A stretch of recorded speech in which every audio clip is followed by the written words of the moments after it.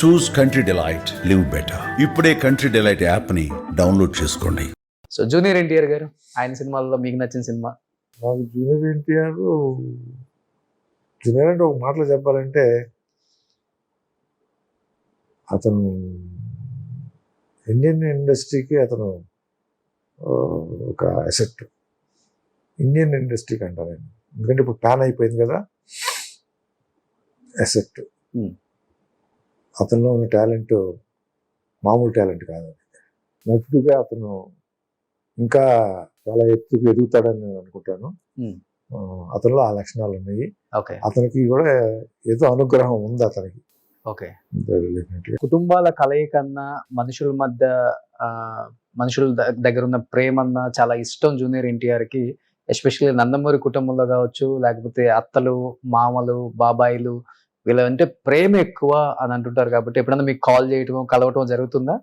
ప్రేమ ఎక్కువ అనేటటువంటిది ప్రేమ అందరికీ ఉంటుంది. అది ఆయనకి ఎక్కువ ఉంది, ఈయనకి ఎక్కువ ఉంది అనేటటువంటి ఇది అనవసరం ఇక్కడ. సంబంధ బాంధవ్యాలు మాతోటి అయితే బాగానే ఉంటుంది. మిగతా ఎట్లా ఉన్నా కూడా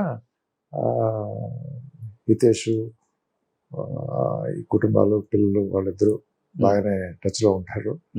మీతో ఎప్పుడన్నా ఫోన్ లో మాట్లాడటం? నేను తక్కువ, నేను మాట్లాడాను. నేను ఎక్కువ మాట్లాడాను. ఎప్పుడో కనపడితే మామయ్య అనిపిస్తాడు, అంటే వచ్చి కూర్చుంటాడు, అంతవరకే. నేను ఎక్కువ అంటే జనరేషన్ గ్యాప్ ఉంది కదా మాకు. ఓకే. కానీ ఆ ప్రేమతో ఆ మామయ్య అన్న పిలుపు అయితే ఇబ్బంది ఏం లేదు. వేరే వాళ్ళతో ఇబ్బందులు ఉంటే ఉండొచ్చు, ఇక్కడ ఈ కుటుంబంతో మాత్రం ఏం లేదు. సో ఈ ఇంటికి ఎప్పుడు డోర్లు తెరిచే ఉంటాయి. చెప్పే కదా వాళ్ళు బాగుంటారు. మొన్న ఈ మధ్య ఎప్పుడు చికెన్ కూర తనే వండాడంట. వండింది రితేష్ పిల్లలు తింటారు అని పంపించాడు, తనే వండి పంపించాడు. Okay, super. ఎక్కువ ఇష్టంగా పురంధేశ్వరి అత్తన్న, వెంకటేశ్వర గారు మామయ్య అన్న బాగా ప్రేమ అంట. బయట ఎక్కువ మీ గురించి ఎక్కువ చెప్తారని విన్నా నేను. మొదట యాక్చువల్గా వీళ్ళు షటిల్ ఆడుతూ ఉండేవారు. నివేదిత ఒకే గురువు దగ్గర షటిల్కి ప్రాక్టీస్ చేసేవాళ్ళు. నేషనల్ లెవెల్లో ఆడింది మా అమ్మాయి. అతను షటిల్ ప్లేయర్ ఫస్ట్లో. సో ఆ రోజుల్లో ఒక ఆటోలో వచ్చేవాడు.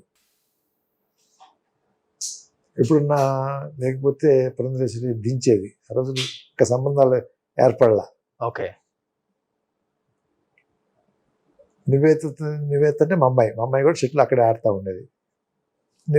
ఈవిడ వెళ్ళి అక్కడ కూర్చునేది.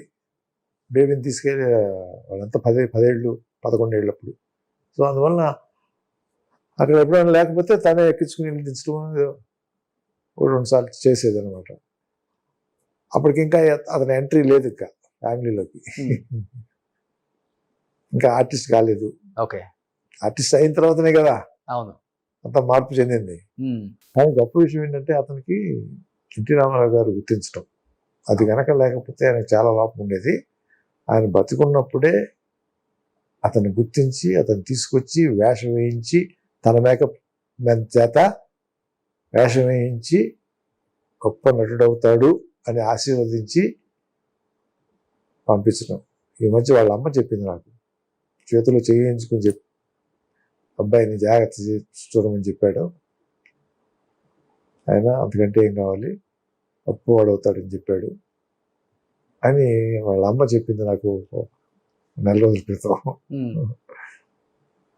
అది ఆ సంతోషం మిగిలింది మాకు బాగా.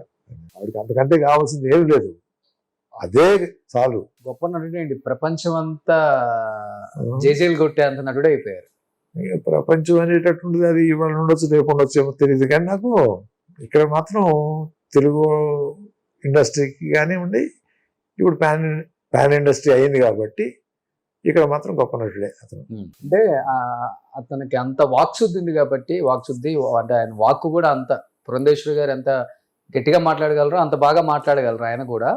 In case in future politics లోకి వచ్చే అవకాశం ఉందని మీరు అనుకుంటున్నారా, లేకపోతే వస్తే బాగుంటుంది అనుకుంటున్నారా? అవన్నీ వాళ్ళ రాతను బట్టి ఉంటుంది. పాలిటిక్స్ అనేటటువంటిది కానివ్వండి, లేకపోతే ఇంకోటి కానివ్వండి, రాత రాసి ఉంటుంది, దాని ప్రకారం వెళ్ళాల్సిందే. నటుడిగా మాత్రం అతనికి నెంబర్ 1 ప్లేస్. అంతే, దాంట్లో డౌటే లేదు అక్కడ. ఓకే. ఎందుకంటే ఏ భాష, కన్నడ భాష, తమిళ భాష, తెలుగు భాష, హిందీ భాష, ఇంగ్లీష్, ఇప్పుడు జపాన్ పోతే జపాన్ భాష మాట్లాడుతున్నాడంట. ఏంటిది మామూలు విషయమా? ఓకే.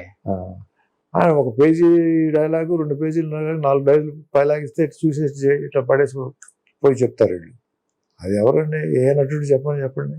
అవును, సహజం కాదు అది. అది గ్రేట్ అది. సో ఫాలో అవుతున్నారు బాగానే అయితే అన్ని. చాలా మంది కనపడుతుంది అది.